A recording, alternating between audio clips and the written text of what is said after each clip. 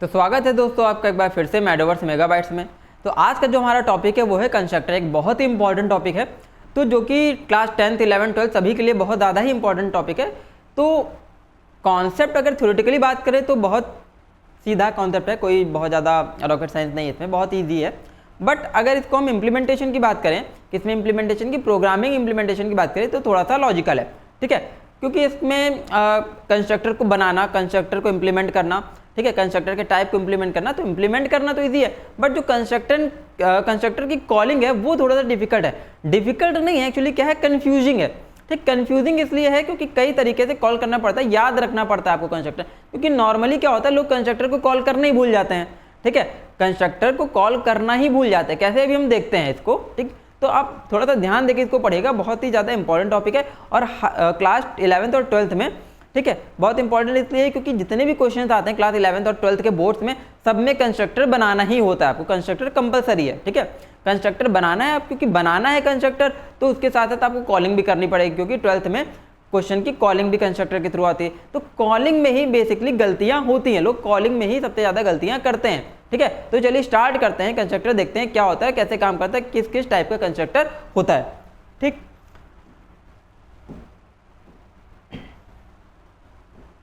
तो constructor basically है क्या। ठीक है, तो कंस्ट्रक्टर क्या है, constructor is a special member function, a constructor is a special member function which has the same name as that of class. ये कंस्ट्रक्टर की डेफिनेशन होती है। ठीक है, क्या कंस्ट्रक्टर की डेफिनेशन है, फिर से देख लेते हैं। Constructor is a special member function which has the same name as that of class. ठीक, तो कंस्ट्रक्टर क्या है कि एक ऐसा मेंबर फंक्शन है, मेंबर फंक्शन मतलब एक फंक्शन, एक मेथड है। ठीक है, तो उस मेथड की प्रॉपर्टी क्या है, उस मेथड की प्रॉपर्टी है कि उसका नाम वही होगा जो क्लास का नाम है। ठीक है, तो उस मेथड का नाम वही होगा जो किसका नाम है, क्लास का नाम। ये कंस्ट्रक्टर की प्रॉपर्टी है। तो member function created by the same name as of the class. ठीक है, तो ऐसा फंक्शन है जिसका नाम वही होगा जो क्लास का नाम होगा, वो है कंस्ट्रक्टर। ठीक, आगे देखते हैं। ठीक है, इसका काम क्या है, it allocates the memory space to initialise the object of the class with initial values of the data member.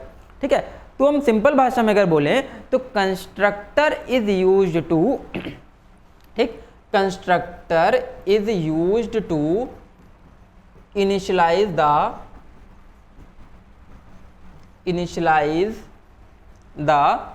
ठीक है, data member, initialise the data member of a class. ठीक, तो डेटा मेंबर यहाँ पर क्या है, क्लास के data member किसकी बात हो रही है। तो दूसरी भाषा में देखते हैं इसको, इज यूज्ड टू, पहली भाषा ये थी, is used to initialise the data member of the class. तो दूसरी भाषा यानी कि दूसरी लैंग्वेज में इसको क्या बोल सकते हैं, कंस्ट्रक्टर्स आर यूज्ड टू, या कंस्ट्रक्टर इज यूज्ड टू, ठीक है, constructor is used to initialise the instance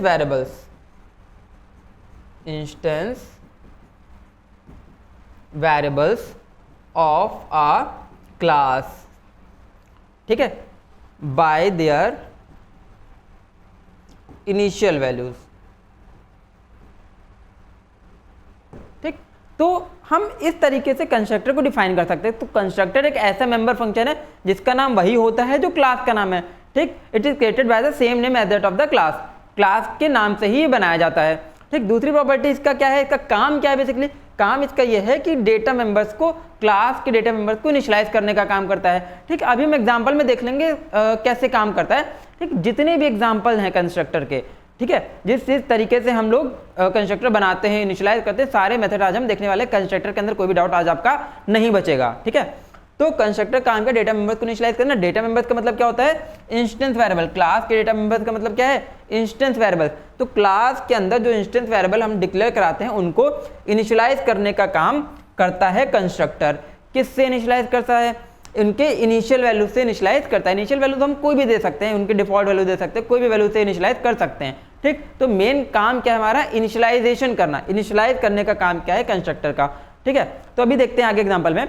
तो तीन टाइप के कंस्ट्रक्टर्स होते हैं। तीन टाइप के कंस्ट्रक्टर्स कौन से हैं, डिफॉल्ट कंस्ट्रक्टर, पहला डिफॉल्ट को क्या बोलते हैं, नॉन पैरामीटराइज्ड कंस्ट्रक्टर भी बोलते हैं। दूसरा, ठीक है, पैरामीटराइज्ड कंस्ट्रक्टर, और तीसरा कॉपी कंस्ट्रक्टर। ठीक, अब इसको एग्जांपल के माध्यम से देखेंगे। चलिए आगे चलते हैं।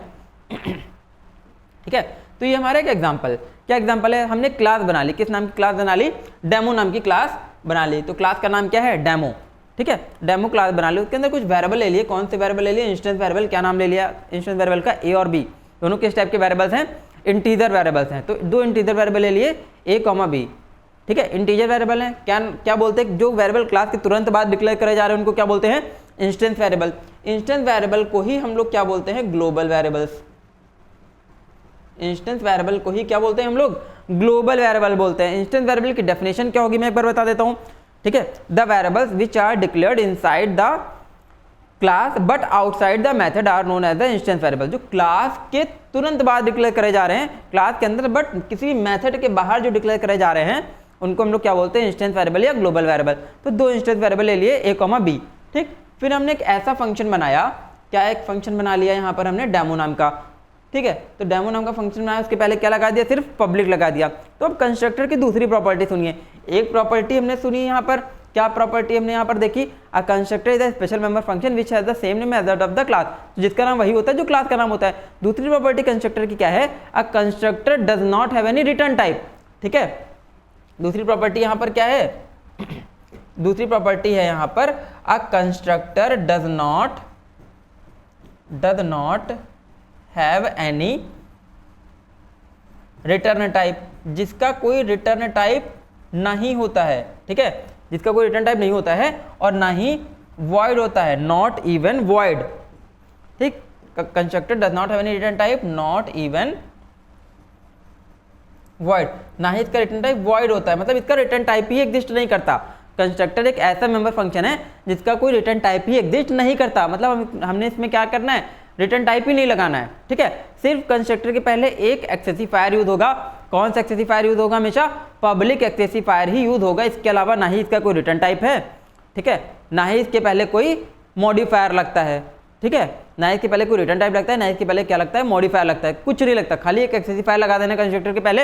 एक्सेसिफायर कौन सा लगा देना, वो भी पब्लिक ही एक्सेसिफायर लगाना है, इसके अलावा कोई एक्सेसिफायर भी यूज नहीं करना है, ठीक है। तो कंस्ट्रक्टर का नाम वही होता है जो क्लास का नाम होता है और इसका कोई रिटर्न टाइप नहीं होता। तो हमने देखो दो चीजें लिखी हुई हैं भैया। कंस्ट्रक्टर के पहले मैंने क्या लिख दिया, पब्लिक लिख दिया।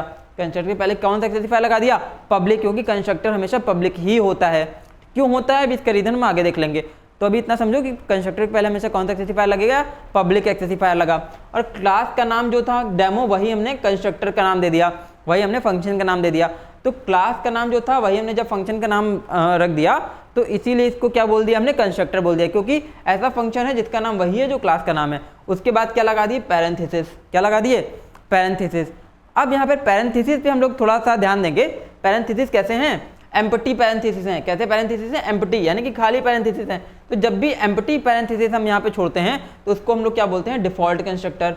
क्या बोलते हैं, डिफॉल्ट कंस्ट्रक्टर बोलते हैं। एम्प्टी पैरेंथेसिस वाले कंस्ट्रक्टर को क्या बोलते हैं, डिफॉल्ट कंस्ट्रक्टर। क्यों डिफॉल्ट कंस्ट्रक्टर बोल रहे हैं, क्योंकि इसके अंदर कोई भी आर्ग्यूमेंट या पैरामीटर पास नहीं है। तो जिस कंस्ट्रक्टर में कोई भी पैरामीटर पास नहीं होता है उसको हम लोग बोलते हैं नॉन पैरामीटराइज्ड कंस्ट्रक्टर या फिर डिफॉल्ट कंस्ट्रक्टर। अब डिफॉल्ट कंस्ट्रक्टर का क्या काम है, डिफॉल्ट कंस्ट्रक्टर का काम यह है कि जो इंस्टेंस वेरिएबल हम लोगों ने लिए थे, क्या लिए थे, ए और बी को उनकी डिफॉल्ट वैल्यू से इनिशियलाइज करना, ठीक है। ए और बी को उनकी किससे, डिफॉल्ट वैल्यू से इनिशियलाइज करना। तो यहाँ पर ए और बी की डिफॉल्ट वैल्यू हमने क्या इनिशियलाइज कर दी, 0 इनिशियलाइज कर दी।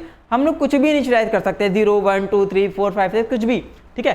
सपोज हम ये भी लिख सकते थे, a is equal to 10, b is equal to 20, 10 और 20 से भी इनिशियलाइज कर सकते थे। तो डिफॉल्ट वैल्यू कुछ भी लेके इनिशियलाइज कर सकते हो, कोई रिस्ट्रिक्शन नहीं है। तो डिफॉल्ट कंस्ट्रक्टर में हम जो इंस्टेंस वेरिएबल होते हैं उनको उनकी डिफॉल्ट वैल्यू से इनिशियलाइज कर सकते हैं, ठीक है। डिफॉल्ट वैल्यू हम अपनी मर्जी से दे सकते हैं, कोई भी रिस्ट्रिक्शन नहीं है, ठीक है। तो जैसे 10 20 दे दिया, 2 3 दे दिया, 4 5 दे दिया, कुछ भी हम दे सकते हैं, कोई रिस्ट्रिक्शन नहीं है। तो हमने यहाँ पे 0 से इनिशियलाइज कर दिया या फिर हम 10 20 से भी इनिशियलाइज कर सकते हैं। तो ये हो गया हमारा डिफॉल्ट कंस्ट्रक्टर, जिसके अंदर हम इंस्टेंस वेरिएबल को डिफॉल्ट वैल्यू अपने मन से वहाँ पर असाइन कर देते हैं, ठीक है।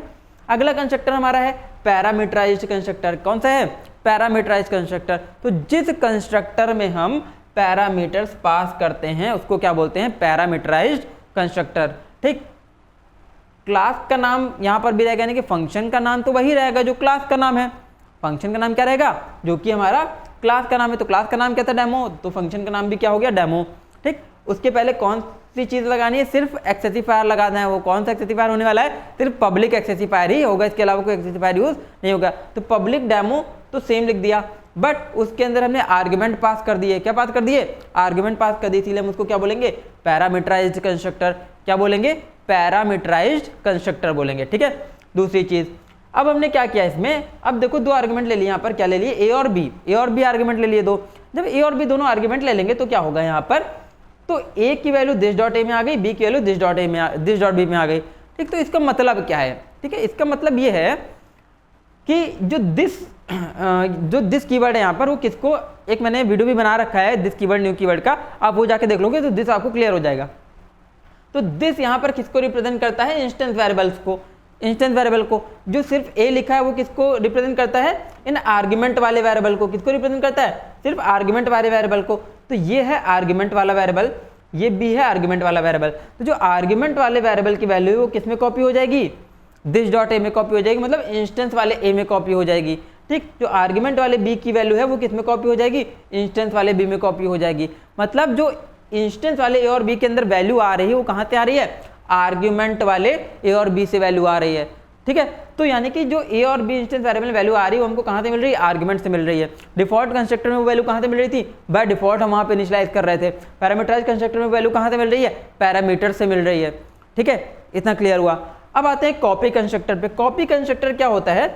जहां पर कंस्ट्रक्टर के आर्ग्यूमेंट में, जहां पर कंस्ट्रक्टर के आर्ग्यूमेंट में सेम क्लास का ऑब्जेक्ट पास हो, सेम क्लास का ऑब्जेक्ट पास हो, उसको हम लोग क्या बोलते हैं? Copy constructor. ठीक है, क्या बोलते हैं? Copy constructor. कॉपी कंस्ट्रक्टर ही नाम क्यों दिया गया? कॉपी कंस्ट्रक्टर नाम किस लिए दिया गया है? क्योंकि उसके आर्ग्यूमेंट में सेम क्लास का ही ऑब्जेक्ट पास है, अदर क्लास का ऑब्जेक्ट नहीं पास है, सेम क्लास का ही ऑब्जेक्ट पास है, इसीलिए इसको क्या बोल रहे हैं? Copy constructor. तो कॉपी कंस्ट्रक्टर में इंस्टेंस वेरिएबल में वैल्यू कहां से आ रही है? इस ऑब्जेक्ट से वैल्यूज आ रही हैं। ठीक है, तो ऑब्जेक्ट एक बना है, डेमो क्लास का एक ऑब्जेक्ट बना है। समझो यहाँ पर ग्राफिकल व्यू से समझो, एक क्लास क्या थी? डेमो थी। डेमो के अंदर दो वेरिएबल लिए गए थे, एक ए लिया गया था, एक बी लिया गया था, दोनों इंटीजर टाइप के वेरिएबल थे। ठीक, उसका एक ऑब्जेक्ट हमने क्या बना लिया? ओबीजे नाम का। ठीक है, क्या बना लिया? ओबीजे नाम का। उसके अंदर भी ए वेरिएबल है, उसके अंदर भी बी वेरिएबल है। तो सपोज उसके अंदर ए में पड़ा हुआ है 10 और बी में पड़ा हुआ है 20। ठीक, तो हम इस ऑब्जेक्ट के वेरिएबल को, ए और बी वेरिएबल को कैसे एक्सेस करेंगे? ए और बी वेरिएबल को, ऑब्जेक्ट के वेरिएबल को एक्सेस करेंगे ओबीजे डॉट ए और ओबीजे डॉट बी। कैसे एक्सेस करेंगे? ओबीजे डॉट ए और ओबीजे डॉट बी से एक्सेस करेंगे। तो अब क्या होगा? ओबीजे डॉट ए में क्या है? 10, ओबीजे डॉट बी में कितना है? 20। ठीक, तो ओबीजे डॉट ए में 10 और बी में 20। तो ये क्या होगा? जो ओबीजे डॉट ए की वैल्यू है वो इंस्टेंस वाले ए में चली जाएगी, ओबीजे डॉट बी की जो वैल्यू है कहाँ चली जाएगी? इंस्टेंस वाले बी में चली जाएगी। ठीक, इतना सिंपल सी चीज़ है कॉपी कंस्ट्रक्टर। ठीक है, हालांकि ये सिलेबस में नहीं है आपके, ये आपको कोडिंग में नहीं आएगा कॉपी कंस्ट्रक्टर बनाने के लिए, बट डेफिनेशन पूछी जा सकती है, फिर एमसीक्यू में पूछा जा सकता है। ये दोनों सिलेबस में है, जिससे कोडिंग आपके लिए आएगी। जो मतलब प्रोग्राम में आपको प्रोग्राम में आपको डिफॉल्ट या पैरामीटराइज्ड कंस्ट्रक्टर बनाने के लिए 100% गारंटीड आने वाला है। ठीक है, तो तीनों में डिफरेंस आई होप समझ आया होगा। क्या डिफरेंस है? सबसे पहले डेमो, जो पब्लिक डेमो डिफॉल्ट कंस्ट्रक्टर के जो ब्रैकेट रहते हैं वो एम्प्टी रहते हैं, उसके अंदर कोई आर्गुमेंट पास नहीं होते। वहाँ पर जो इंस्टेंस वेरिएबल होते हैं उनको डिफॉल्ट वैल्यू से हम इनिशियलाइज करते हैं। ठीक, पैरामीटराइज्ड कंस्ट्रक्टर में क्या करते हैं? जो पैरामीटर वाली वैल्यू होती है वो इंस्टेंस वेरिएबल में आ जाती है। ठीक है, तो जितने इंस्टेंस वेरिएबल होंगे, जितने इंस्टेंस वेरिएबल में यूजर से इनपुट कराने हैं, मतलब हमें यूजर से दोनों ए और बी दोनों की वैल्यू इनपुट करानी है, तो हम यहाँ पर दो आर्गुमेंट लेके चलेंगे, एक की वैल्यू ए में आ गई, एक की वैल्यू बी में आ गई। ठीक है, तो दो हमने आर्गुमेंट ले लिए। इसको हम नाम चेंज करके भी लिख सकते हैं। सपोज अगर हम ए की जगह एक्स लिख दे, बी की जगह क्या लिख दे? वाई, तो यहाँ पर ए की जगह एक्स हो जाएगा, यहाँ पर बी की जगह कितना हो जाएगा? वाई हो जाएगा। कोई समस्या नहीं होने वाली है। ठीक है, नाम कुछ भी ले लो वेरिएबल का, कोई इफेक्ट नहीं पड़ना। ठीक, तो पैरामीटराइज्ड कंस्ट्रक्टर में वैल्यूज कहाँ से आ रही है? इंस्टेंस वेरिएबल के अंदर पैरामीटर से आ रही है। कॉपी कंस्ट्रक्टर में वैल्यूज कहाँ से आ रही है? इंस्टेंस वेरिएबल के अंदर ऑब्जेक्ट से आ रही है। ठीक है, ऑब्जेक्ट डॉट ए की वैल्यू कहाँ चली जाएगी? इंस्टेंस वाले ए में। Object dot OBJ dot B की वैल्यू कहाँ चली जाएगी? इंस्टेंस वाले बी में। तो इस तरीके से। और कॉपी के नाम क्यों बोल रहे हैं? कॉपी नाम मैंने इसलिए बताया क्यों बोल रहे हैं, क्योंकि यहाँ पर आर्ग्यूमेंट में सेम क्लास का ही ऑब्जेक्ट पास है। ठीक है, इसीलिए इसको क्या बोल रहे हैं? कॉपी। तो ये तीन तरीके के कंस्ट्रक्टर हम बना सकते हैं। ठीक, तो ये तो थे हमारे कंस्ट्रक्टर के टाइप। ठीक है, कंस्ट्रक्टर के क्या थे? टाइप थे। आगे चलते हैं। ठीक, आगे चलते हैं। सबसे पहले देखते हैं कि प्रॉब्लम विदाउट कंस्ट्रक्टर, कंस्ट्रक्टर के बिना समस्या क्या होगी भैया? हमको कंस्ट्रक्टर बनाना ही क्यों पड़ा?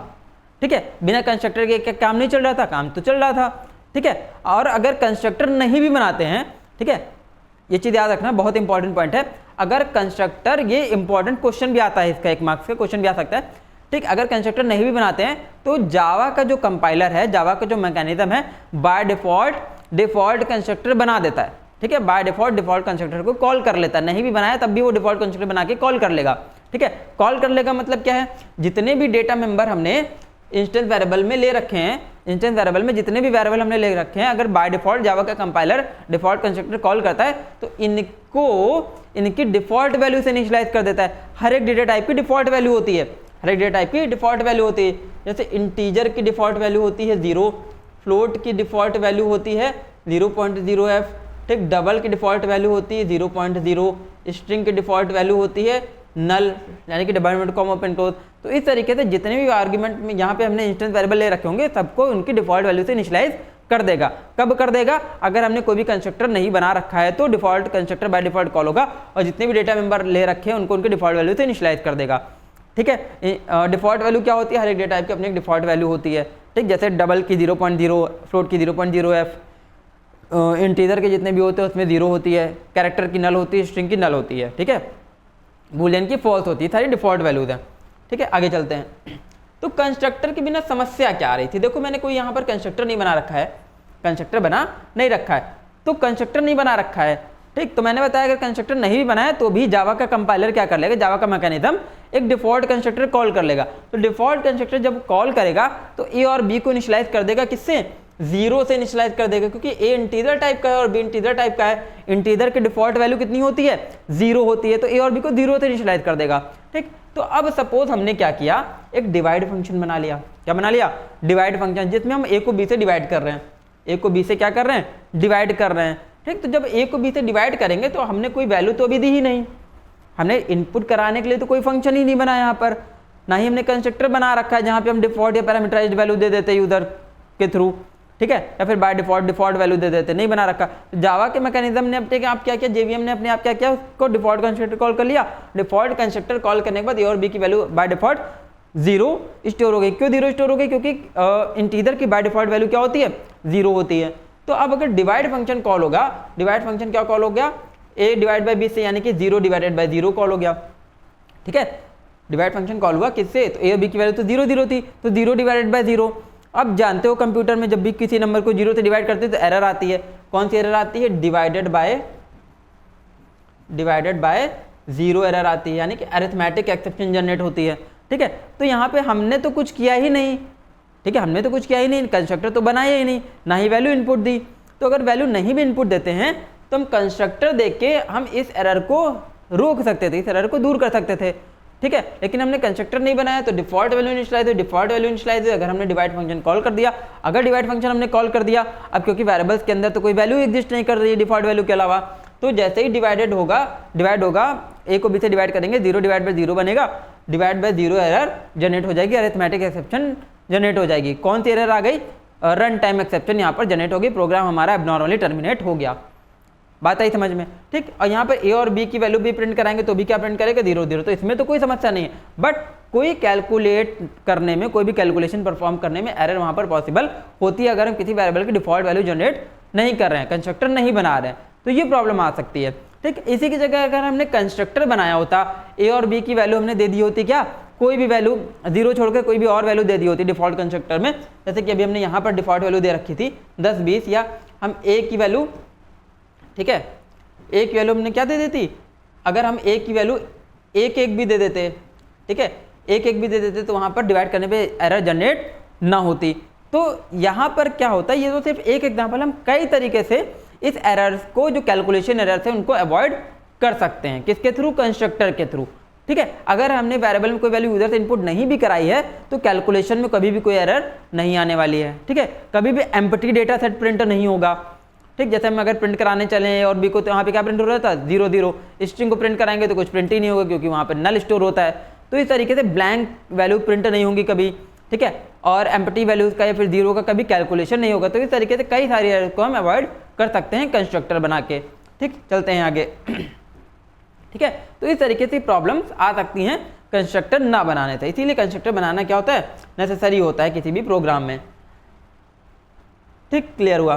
अब थोड़ा सा थ्योरेटिकल देख लेते हैं, थ्योरी पढ़ लेते हैं। क्या थ्योरी पढ़ लेते हैं, देखते हैं कंस्ट्रक्टर की क्या क्या प्रॉपर्टीज हैं, कैसे काम कर रहा है, क्या है। तो constructor function is always created with the same name as of the class. अभी मैंने देखा, ये पहले भी डेफिनेशन पढ़ ली थी। Constructor is the special member function which has the same name as that of the class. ठीक, पहला पॉइंट, ये बहुत ज़्यादा इंपॉर्टेंट पॉइंट है। इसमें से एमसीक्यूज भी आपके आ सकते हैं, एमसीक्यू के लिए फिर एजर्शन रीजन में भी ये पॉइंट पूछे जा सकते हैं। ठीक है, आप स्क्रीनशॉट ले लो, स्क्रीनशॉट लेके इसको पढ़ लेना, आराम से पढ़ लेना, कोई इशू नहीं, बहुत ज़्यादा ही इंपॉर्टेंट पॉइंट होने वाले हैं ये।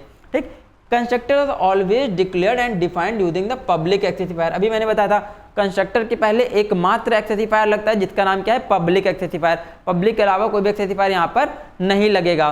ठीक, दूसरी चीज इसके बाद क्या है next, a constructor has no return type not even void. ठीक है, कंस्ट्रक्टर का कोई भी रिटर्न टाइप नहीं होता है, ना ही क्या होता है, वॉइड होता है। तो तीन चीज हमने समझ ली। कंस्ट्रक्टर का नाम वही होता है जो क्लास का नाम होता है। कंस्ट्रक्टर है the same name as that of the class. Constructor has no return type not even void. Constructor का कोई रिटर्न टाइप नहीं होता है, ना ही वो क्या होता है, वॉइड होता है। कंस्ट्रक्टर को हमेशा पब्लिक एक्सेसिफायर लगा के ही डिक्लेयर करा जाता है, इसके अलावा कोई भी एक्सेसिफायर यूज नहीं होता है। ठीक है, fourth point, a constructor without parameter is known as the default constructor. अभी मैंने देखा, बिना पैरामीटर वाले कंस्ट्रक्टर को क्या बोलते हैं, डिफॉल्ट कंस्ट्रक्टर बोलते हैं। ठीक है, जहां पर पैरामीटर पास कर दिए जाते हैं उसको हम लोग क्या बोलते हैं, पैरामीटराइज्ड कंस्ट्रक्टर बोलते हैं। बहुत सिंपल सा है, कोई इशू नहीं है। ठीक, अ constructor can not be called और इन्वोक्ड और एग्जीक्यूटेड लाइक अ फंक्शन। ठीक, तो हम सिंपल वर्ड में क्या बोल सकते हैं, a constructor does not need to be called like other member function. जैसे हम अदर मेंबर फंक्शन कॉल कर सकते हैं। ठीक है, ओबीजे डॉट ऑब्जेक्ट बना लिया क्लास का, क्लास का ऑब्जेक्ट बनाने के बाद उसको कॉल कर लिया OBJ dot display, OBJ dot input, OBJ dot accept, OBJ dot calculate. तो यहाँ पर क्लास का ऑब्जेक्ट बनाने की मतलब क्लास के ऑब्जेक्ट से कंस्ट्रक्टर को सेपरेटली कॉल करने की जरूरत नहीं है। जब भी हम क्लास का ऑब्जेक्ट बनाएंगे तो कंस्ट्रक्टर क्या होगा, ऑटोमेटिकली कॉल हो जाएगा, हमको उसको कॉल करने की जरूरत नहीं है। अभी देखते हैं कैसे। ठीक है, अ कंस्ट्रक्टर ऑटोमेटिकली एग्जीक्यूट्स और इन्वोक्स और runs as soon as the object of the class is created. मतलब जैसे ही हम क्लास का ऑब्जेक्ट बनाते हैं वैसे ही कंस्ट्रक्टर अपने आप इन्वोक हो जाता है, कंस्ट्रक्टर को अलग से कॉल करने की जरूरत नहीं होती। अभी एग्जाम्पल में हम देखेंगे कैसे। ठीक है, ये मैंने अभी बता दिया आपको। कंस्ट्रक्टर इनिशियलाइजेस और assign the values of the given in the constructor, ठीक है, to the object of the class. In other word the object of the class must be created to successfully run the constructor function. ठीक है, constructor को run करने के लिए हमको class का ऑब्जेक्ट बनाना जरूरी है। जब तक हम क्लास का ऑब्जेक्ट नहीं बनाएंगे तब तक कंस्ट्रक्टर इन्वोक नहीं होगा, मतलब कॉल नहीं होगा, तो वो वैल्यूज को इनिशियलाइज नहीं कर पाएगा। ठीक, लास्ट पॉइंट अभी मैंने बताया भी था, a constructor automatically creates a default और non parameterised constructor in case no constructor is present in the class. अगर क्लास के अंदर कोई भी कंस्ट्रक्टर प्रेजेंट नहीं है तो जावा का कंपाइलर यानी कि जेवीएम, ठीक है, जावा कंपाइलर या फिर जेवीएम, ठीक है, तो जेवीएम क्या करता है, अपने आप एक कंस्ट्रक्टर बना देता है जिसका नाम क्या है, डिफॉल्ट कंस्ट्रक्टर। ठीक, डिफॉल्ट कंस्ट्रक्टर अपने आप ही बना के कॉल कर देगा, जिससे जितने भी डेटा मेंबर हमने लिए हैं सबकी डिफॉल्ट वैल्यू इनिशियलाइज हो जाएगी ऑटोमेटिकली। ठीक है, तो ये कुछ पॉइंट है, आप इसका स्क्रीनशॉट ले लो, इसको पढ़ लेना। कोई भी डाउट हो तो आप कमेंट सेक्शन में पूछ भी सकते हो। आगे चलते हैं। ठीक, तो क्या चीज़ इंपॉर्टेंट थी, मैंने बताया कि calling of the constructor is the most important thing, क्योंकि गलती भैया उसी में होने वाली है। ठीक है, गलती उसी में ही होती है। तो देखो यहाँ पर हमने क्या किया, डिफॉल्ट कंस्ट्रक्टर बना लिया। क्या डिफॉल्ट कंस्ट्रक्टर बना लिया, पब्लिक डेमो। ठीक, एक्सेसिफायर से पब्लिक लगेगा। ठीक, क्योंकि डिफॉल्ट है तो आर्ग्यूमेंट में कोई भी चीज़ पास नहीं होने वाली है। ठीक है, तो यहाँ पर हमने ए और बी की डिफॉल्ट वैल्यू क्या पास कर दी, 10 और 20 पास कर दी। ठीक, जैसे डिफॉल्ट वैल्यू 10 और 20 पास करी, ठीक है, एक डिस्प्ले फंक्शन बना लिया, बंद कर दिया कंस्ट्रक्टर का, काम खत्म। एक डिस्प्ले फंक्शन में ए और बी की वैल्यू यहाँ पर प्रिंट करा ली, सिंपल सा फंक्शन है, कोई भी साइंस नहीं है यहाँ पर ज़्यादा। ठीक, अब मेन हम कॉलिंग देखते हैं। तो कॉलिंग हमेशा कहाँ होती है कंस्ट्रक्टर की, मेन फंक्शन के अंदर, मतलब ऑब्जेक्ट ही कहाँ जनरेट होता है, मेन के अंदर जनरेट होता है क्लास का। ठीक है, क्यों, क्योंकि जो प्रोग्राम हमारा कंट्रोल हो रहा होता है वो कहाँ से कंट्रोल होता है, मेन फंक्शन से। तो main is the default function which is by default executed by the compiler. ठीक है, जब भी हम प्रोग्राम को रन कराते हैं तो प्रोग्राम जावा का कंपाइलर क्या करता है, सिर्फ मेन फंक्शन को ही रन करता है, इसके अलावा कोई फंक्शन को रन नहीं करता। तो क्लास के जो फंक्शन बने उसको कंट्रोल करने के लिए हम लोग क्या बनाते हैं, मेन फंक्शन बनाते हैं। ठीक है, तो मेन फंक्शन के अंदर हमने क्लास का ऑब्जेक्ट बनाया। क्लास का ऑब्जेक्ट, क्लास का क्या नाम था भैया, डेमो। ठीक है, तो डेमो क्लास का नाम, ऑब्जेक्ट का नाम is equal to new demo. ठीक है, इस तरीके से हमने क्लास का ऑब्जेक्ट बनाया। तो क्लास का ऑब्जेक्ट किस नाम का बना, ओबीजे नाम का बना। किस नाम का बना, ओबीजे नाम का बना। ठीक है, ओबीजे नाम का जब ऑब्जेक्ट बन गया तो ऑब्जेक्ट बनाते टाइम उसी लाइन में, उसी सेम लाइन में जो हम लास्ट में पैरेंथेसिस लगाते हैं, ये जो पैरेंथेसिस लगा हुआ है, ये पैरेंथेसिस डिसाइड करता है कि भैया हम कौन सा कंस्ट्रक्टर कॉल कर रहे हैं। ठीक। तो यहाँ पे एम्प्टी पैरेंथेसिस है, एम्प्टी पैरेंथेसिस का मतलब हम यहाँ पे कौन सा कंस्ट्रक्टर कॉल कर रहे हैं, डिफॉल्ट कंस्ट्रक्टर कॉल कर रहे हैं, ठीक है। तो ऑब्जेक्ट बनाते टाइम ही लास्ट में जो पैरेंथेसिस हम लगाते हैं ऑब्जेक्ट बनाने के बाद में, वो पैरेंथेसिस ही डिसाइड करता है कि हमने कौन सा कंस्ट्रक्टर कॉल किया है। तो कंस्ट्रक्टर बना हो अथवा ना बना हो, हमारे क्लास में कंस्ट्रक्टर बना हो या फिर ना बना हो, हमारा पैरेंथेसिस लगाना तो नेसेसरी होता है। हम पैरेंथेसिस तो लगाते हैं ना, वो तो सिंटैक्स का पार्ट है, लास्ट में ऑब्जेक्ट बनाते टाइम लास्ट में पैरेंथेसिस तो लगाना ही लगाना है, ठीक है। तो पैरेंथेसिस जब हम लगाते हैं, तो अगर हमने एम्प्टी पैरेंथेसिस बना रखे हैं तो इसका मतलब क्या है, हमने कंपाइलर को कमांड दे दिया कि भैया यहाँ पर डिफॉल्ट कंस्ट्रक्टर कॉल कर लो। तो डिफॉल्ट कंस्ट्रक्टर चाहे बनाया हो हमने चाहे ना बनाया हो, कंपाइलर अगर बना होगा, ठीक है, तो हमारा बना वाला वैल्यू जो हमने बनाया उसके अंदर जो वैल्यू इनिशियलाइज उसको इनिशियलाइज कर देगा। अगर हमने बनाया ही नहीं है कंस्ट्रक्टर तो उसकी जितने भी डेटा मेंबर है उनकी डिफॉल्ट वैल्यू से इनिशियलाइज कर देगा उनको, ठीक है। तो ये डिफॉल्ट कंस्ट्रक्टर कॉल हो गया। क्यों डिफॉल्ट कॉल हो गया, क्योंकि यहाँ पर एम्प्टी पैरेंथेसिस है। क्या है, एम्प्टी पैरेंथेसिस, कोई भी आर्ग्यूमेंट पास नहीं है, इसके लिए हम लोग क्या बोलते हैं, इसको डिफॉल्ट कंस्ट्रक्टर, ठीक। आई होप क्लियर हो गया होगा ये, ठीक। तो ऑब्जेक्ट बना लिया, ओबीजे नाम का ऑब्जेक्ट के अंदर एक फंक्शन क्या कॉल कर लिया, OBJ dot display. OBJ dot display क्या करेगा, ये फंक्शन को कॉल करेगा, ए बी की जो वैल्यू इनिशियलाइज करी थी उनको यहाँ पर प्रिंट कर देगा जाकर, ठीक। तो एक अब छोटी सी चीज़ समझो, कंस्ट्रक्टर कॉल कैसे हो रहा है, ठीक है। तो देखो क्या होता है कि जैसे ही हम ऑब्जेक्ट बनाते हैं क्लास का, जैसे ही हमने क्लास का ऑब्जेक्ट बनाया, तो हम फिर से मान लेते हैं हमारे पास डेमो क्लास है एक, इसके अंदर एक वेरिएबल ए है, एक बी है, किस टाइप का, इंटीजर टाइप का, एक हमारे पास डिस्प्ले फंक्शन है, ठीक। क्या है यहाँ पर हमारे पास एक डिस्प्ले फंक्शन। तो डिस्प्ले फंक्शन जो हमारे पास यहाँ पर है, तो वो क्या होगा, ठीक है, वो कॉल होगा। और दो यहाँ पर वेरिएबल लिए हमने ए और बी, तो इसका एक हमने ऑब्जेक्ट बना लिया। क्या ऑब्जेक्ट बना लिया, यहाँ पर हमने किस नाम का ऑब्जेक्ट बना लिया, ओबीजे नाम का ऑब्जेक्ट बना लिया। किस नाम का ऑब्जेक्ट बना लिया, ओबीजे नाम का ऑब्जेक्ट बना लिया। तो इसके अंदर भी सारी वही प्रॉपर्टीज आ जाएंगी जो क्लास की प्रॉपर्टीज थी। क्यों, क्योंकि ऑब्जेक्ट इज अ, ठीक है, object is a copy of the class and object is an instance of class. Instance का मतलब क्या है, कॉपी है उसकी। तो यहां पर भी क्या आ जाएगा, इंट ए और बी आ जाएगा। बट ऑब्जेक्ट बनाने के बाद अगर कंस्ट्रक्टर बना रखा है तो पहला काम है कंस्ट्रक्टर को ऑटोमेटिकली कॉल कर लेना। कंस्ट्रक्टर को कॉल नहीं किया गया, यहाँ पर फंक्शन को तो हमने कॉल कर लिया ओबीजे डॉट डिस्प्ले लिखकर, ओबीजे डॉट डिस्प्ले, लेकिन ओबीजे डॉट डेमो लिखने की जरूरत नहीं है। ऑब्जेक्ट वाली ही लाइन में लास्ट में जो पैरेंथेसिस लगे हुए हैं, इनसे कंस्ट्रक्टर ऑटोमेटिकली कॉल हो जाता है, ठीक है।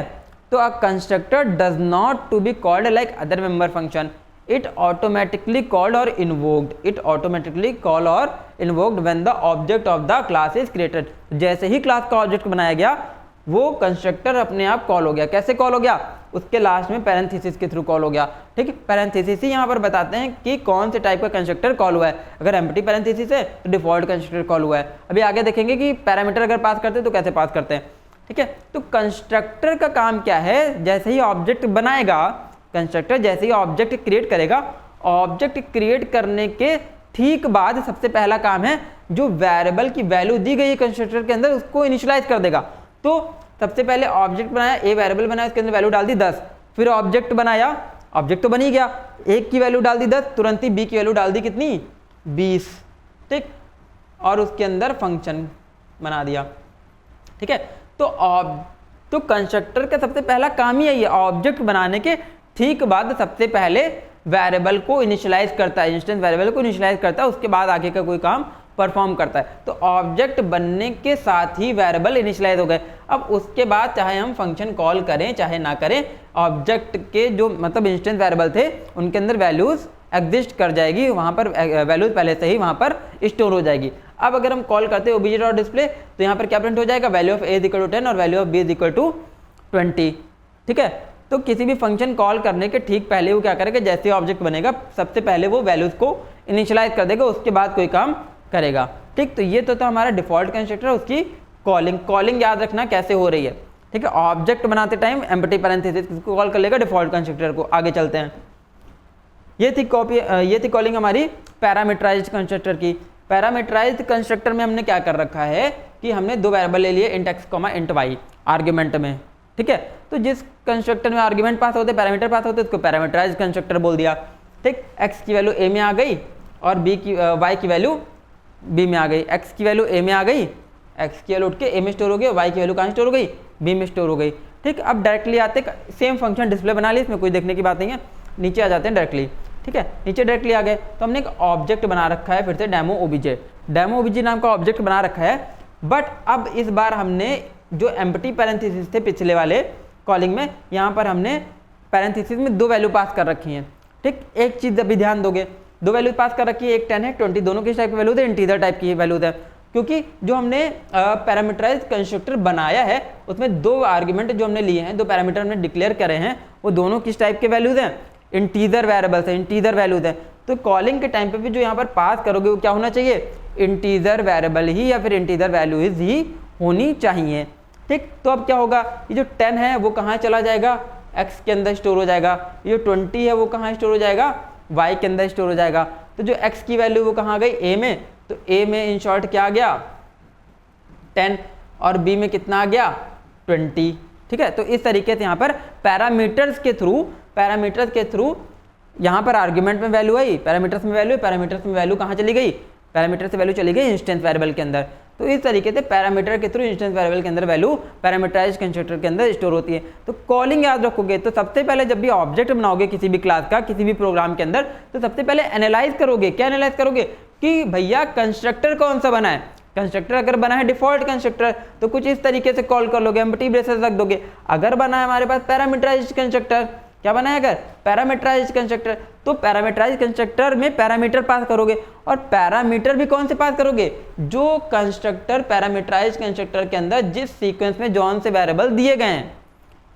ठीक है, जिस सीक्वेंस में जो से भी वेरिएबल दिए गए हैं, अगर पहले इंटीजर है बाद में डबल है तो पहले यहाँ पे इंटीजर बाद में डबल पास करना पड़ेगा। तो सीक्वेंस और टाइप ऑफ डेटा भी यहाँ पर याद रखना है आपको। हमने 2 इंटीजर लिए तो यहाँ पर ऑब्जेक्ट बनाते टाइम ही लास्ट में पैरेंथेसिस के अंदर 2 इंटीजर वेरिएबल पास कर दोगे, तो इससे क्या कॉल हो जाएगा, कॉल हो जाएगा पैरामीटराइज्ड कंस्ट्रक्टर। ठीक, आई होप क्लियर हुआ होगा। आगे चलते हैं कॉपी कंस्ट्रक्टर। ठीक है, तो कॉपी कंस्ट्रक्टर में हमने क्या किया, एक पैरामीटराइज्ड कंस्ट्रक्टर भी बना रखा है और एक कॉपी कंस्ट्रक्टर भी यहाँ पे बना रखा है। कॉपी कंस्ट्रक्टर मैंने बताया था अभी कि क्यों बोलते हैं कॉपी कंस्ट्रक्टर, क्योंकि उस कॉपी कंस्ट्रक्टर के आर्ग्यूमेंट में सेम क्लास का ही ऑब्जेक्ट पास होता है, इसीलिए उसको क्या बोल रहे हैं, कॉपी कंस्ट्रक्टर बोल रहे हैं। ठीक है, तो ऑब्जेक्ट का ए वाले वेरिएबल की वैल्यू ए में आ जाएगी इंस्टेंस वाले में, और ऑब्जेक्ट के बी वेरिएबल की वैल्यू इंस्टेंस बी में आ जाएगी। ठीक, ये हो गया। अभी यहाँ पर क्या है, हमने यहाँ पे 2 ऑब्जेक्ट बनाए, इसको थोड़ा सा विजुलाइज कर लेते हैं। देखो क्या विजुलाइज कर लेते हैं, एक डेमो नाम की क्लास है भैया, डेमो नाम की क्लास है, इसके अंदर 2 वेरिएबल लिए गए हैं, एक ए और एक बी। एक बना लिया गया डिस्प्ले फंक्शन, नहीं डिस्प्ले नहीं बनाया मैंने इसमें, ठीक है छोड़ देते हैं, ए और बी ले लिए। इसका एक ऑब्जेक्ट बनाया, किस नाम का ऑब्जेक्ट बना लिया, यहाँ पर ओबीजे नाम का ऑब्जेक्ट बना लिया। ओबीजे नाम का जो ऑब्जेक्ट बनाया है, समझना ध्यान से, ओबीजे नाम का जो ऑब्जेक्ट बनाया है उसके अंदर हमने क्या किया है, पैरामीटराइज्ड कंस्ट्रक्टर कॉल किया। तो पैरामीटराइज्ड कंस्ट्रक्टर कॉल किया, 10 वैल्यू गई x में, ठीक है, और 20 वैल्यू गई y में, और x की वैल्यू चली गई a में, तो a में इन शॉर्ट क्या आ गया 10, और b में वैल्यू कितनी आ गई 20। ठीक है, 10 और 20 वैल्यू स्टोर हो गई। ठीक, अब जब हमने दूसरा कंस्ट्रक्टर बनाया, दूसरा कंस्ट्रक्टर हमने बना दिया d नाम का, क्या बना दिया, d नाम का, और उसके आर्ग्यूमेंट में क्या पास किया, उसके आर्ग्यूमेंट में ओबीजे पास कर दिया। ओबीजे क्या है, जो हमने पहला ऑब्जेक्ट बनाया उसका रेफरेंस यहाँ पर पास कर दिया। ठीक, तो ये ऑब्जेक्ट कहाँ पास हो गया, इस कॉपी कंस्ट्रक्टर में, मतलब सेकंड कंस्ट्रक्टर में। सेकंड कंस्ट्रक्टर हमारा कौन सा बना था, कॉपी कंस्ट्रक्टर। यहाँ पे ओबीजे ही क्यों पास कर रहे हैं, क्योंकि यहाँ पे जो आर्गुमेंट होना चाहिए वो क्या होना चाहिए, किसी क्लास का ऑब्जेक्ट, सेम क्लास का ही ऑब्जेक्ट होना चाहिए। तो सेम क्लास का ऑब्जेक्ट हमने यहाँ पर ऊपर बना रखा ओबीजे नाम से, तो जो ओबीजे नाम का ऑब्जेक्ट है वो हम सेकंड क्लास के ऑब्जेक्ट में पास कर देंगे, सेकंड क्लास के कंस्ट्रक्टर के आर्गुमेंट में पास कर देंगे। तो ऑब्जेक्ट क्या नाम क्या है, डी नाम का एक ऑब्जेक्ट बना, उसके पैरामीटर में हमने क्या पास कर दिया, कंस्ट्रक्टर के पैरामीटर में ओबीजे। ओबीजे क्या है, उसी क्लास का एक अदर आर्ग्यूमेंट, उसी क्लास का एक अदर ऑब्जेक्ट, ठीक है, जिसके ए में 10 और बी में 20 स्टोर है। तो मतलब इसका जो रेफरेंस है वो कहाँ आ गया, इस वाले ओबीजे में आ गया। ठीक है, आर्ग्यूमेंट वाले ओबीजे में आ गया। ठीक है, मान लेते हैं इस पूरी लोकेशन का एड्रेस है 1000, तो इस वाले ओबीजे में कितना आ गया 1000, तो 1000 मेमोरी लोकेशन आपकी ये बनी हुई है। ठीक है, ये मेमोरी लोकेशन 1000 आपकी बनी हुई है। फिर यहाँ पर क्या होगा, obj.a की वैल्यू आ जाएगी a में, है ना, obj.a की वैल्यू किस में आ जाएगी, a में। तो obj.a में, obj में क्या स्टोर 1000, 1000 के a में क्या स्टोर है 10, तो इसके a में भी आ गया 10, इसके b में स्टोर है 20, तो इसके बी में भी कितना आ जाएगा, 20 आ जाएगा। मतलब इस वाले ऑब्जेक्ट के इंस्टेंस वेरिएबल में जो वैल्यूज आ रही हैं वो दूसरे ऑब्जेक्ट के वेरिएबल से वैल्यूज आ रही हैं। ठीक है, किससे आ रही हैं, दूसरे ऑब्जेक्ट के इंस्टेंस वेरिएबल की वैल्यूज यहाँ पर स्टोर हो रही हैं, इसीलिए इसको हम लोग क्या बोल रहे हैं, बेसिकली कॉपी कंस्ट्रक्टर। तो आई होप आपको समझ आया होगी कि कॉपी कंस्ट्रक्टर कैसे कॉल करते हैं। ठीक, तो कंस्ट्रक्टर की कॉलिंग बहुत ज़्यादा इंपॉर्टेंट है, गलतियाँ इसी में ही होती हैं। ठीक है, कॉलिंग पे गलतियाँ इसी में ही होती हैं, यानी कि बेसिकली लोग क्या करते हैं, अगर पैरामीटराइज कंस्ट्रक्टर है तो भूल ही जाएंगे ऊपर कंस्ट्रक्टर कौन से बना है, उससे मतलब ही नहीं, डायरेक्टली क्या कॉल कर लिया उन्होंने, डिफॉल्ट कंस्ट्रक्टर कॉल कर लिया। ठीक है, डायरेक्टली ब्रेसेस ओपन क्लोज कर दिया ऑब्जेक्ट बनाने के बाद, कोई मतलब ही नहीं ऊपर क्या बना है, डिफॉल्ट बना है, पैरामीटराइज बना है, कॉपी बना है। ठीक, इसीलिए गलती हमेशा प्रोग्राम में कॉलिंग में ही होती है। तो कॉलिंग करते टाइम आपको दो चीज़ें याद रखनी है कि कंस्ट्रक्टर कौन सा बना है, और अगर पैरामीटराइज बना है, डिफॉल्ट बना है, तो यहाँ पर पैरामीटर या डिफॉल्ट कंस्ट्रक्टर कॉल करना है आपको। ठीक है, अकॉर्डिंगली जो सभी कंस्ट्रक्टर बना है। ठीक, तो ये थे हमारे 3 टाइप के कंस्ट्रक्टर्स। ठीक है, ये थे हमारे 3 टाइप के कंस्ट्रक्टर्स। आई होप आपको समझ आया होगा कंस्ट्रक्टर। तो ये कंस्ट्रक्टर का डिटेल्ड वीडियो आपने देखा, अगर कोई भी डाउट है तो आप कमेंट सेक्शन में पूछ सकते हो। ठीक है, तब अभी मिलते हैं हम लोग नेक्स्ट लेक्चर में अगले टॉपिक के साथ, तब तक के लिए बने रहिए हमारे साथ। Stay tuned guys.